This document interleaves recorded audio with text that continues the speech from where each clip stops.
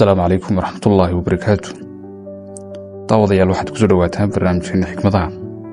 waxaynu ka soo xigan doonaa buugga 707 xikmadood.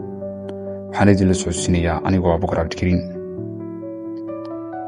insaanka guulaystay waa midka shaqadiisa waada sidii isagoo la ballansan qof u jecel yahay.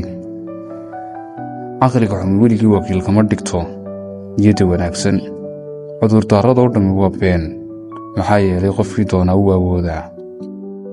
buuraha u fulin in caalamku ku arko, ee u fulin inaad adigu caalamka aragtid. kuwa dadka cafiya waa kuwa ugu farxadda badan.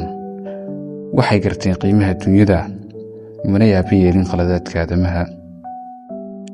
waa wax iska caadi ah haddii doonidu ay biyaha ku dhex jirto, waxaase halis ah haddii ay biyuhu doonida ku dhex jiraan. markaad sariirtaada tegtid, dadka iska cafi. markaad hurdada ka soo kacdidna dadka u duceed. difaaca danta qaranka waa loo dhintaa, difaaca danta qofkana waa laga dhintaa. yeelo saaxiibadooda qosli kartaan, xataa adigoo ilka la'aan ah. waxaa lagu yidhi xijaabka waxau kaa xidhay albaabo badan. waxay tidhi haa, albaabadaas waxaa ka mida midka naarta. tacliintu waxay waddanka u ilaalisaa si ka daran sida ay ciidamada xuduudaha u ilaaliyaan.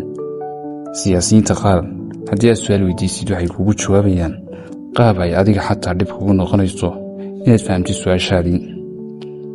dadku waxay ku dheeraanayaan ka sheekaynta wax walba marka laga reebo khaladaadkoodii. kuwaas waxay u arkayaan waxaan mudnayn in laga doodo. ku bilaabo subaxdaada qofka aad jeceshahay si maalintaadu qurux badnaato. way ka soo horjeedaan in dumarka wax la baro. markay xaaskooda xanuunsatana waxay raadinayaan dhakhtarad. nin ayaa weydiiyey gebyaay weynaa Bashaar bin Bered, qof walba oo ilaahay indhaha tiri wax kale ayuu ku bedelay, adiga maxau ilaahay kuugu bedelay? waxa uu ku yidhi waxaa igu bedelay in aanan noocagoo kale arkin. haddii aanad ii aqoon, igu karaamay inaad wanaagga iga malaysato. inaad mar walba dhoola caddaysa kama dhigna inaysan mushkiladu kahayn, balse waxaad go'aansatay in aad ka gudubtid. edeb meesha u sarraysa waa inaad naftaada ka xishootid.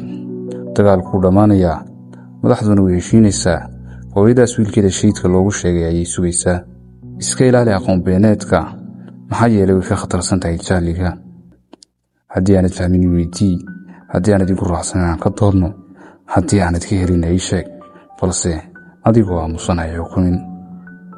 wakhti dambe oo aanad waxba ka gaarayn oo aad awooddaadii oo dhan aad gelisay baad ogaan doontaa in dadka iyo waxyaabaha qaar aanay ugu qalmin in aad muhiimadaas siiso. inaad ka dheeraato doqomada ma aha isla weyni. farqi weyn ayaa u dhexeeya ka fogaanshaha iyo isla weynida. gudaheenna waxaa ka socda guguc, duufaano iyo roobab aysan marnaba saadaasha awood u sheegi karin. xaasidnimadu waa fashil meesha ugu dambaysa. caalim lama doodin, haddii aan la doodin waa ka guulaysanayay. jaahil lama doodin, haddii aan la doodin iga guulaysanayay. imaamu shaafici. haysdhiibin, waxyaabaha waaweyn wakhti ayay qaataani. ima qusayso inaan waayo qof aanay rabin. waxaan waayo qof aan rabay, welina waan noolahay. waxaan soo maray wadaad, waxaan ku idhi ma helayaa meelaan ku tukado? waxaa igu yidhi qalbigaaga daahiri, halka doontood ku tukani. waxaan aaminsanahay in asxaabtu weliga joogayaan, markaa kuwii tegay oo dhammi saaxiifa ma ahayn.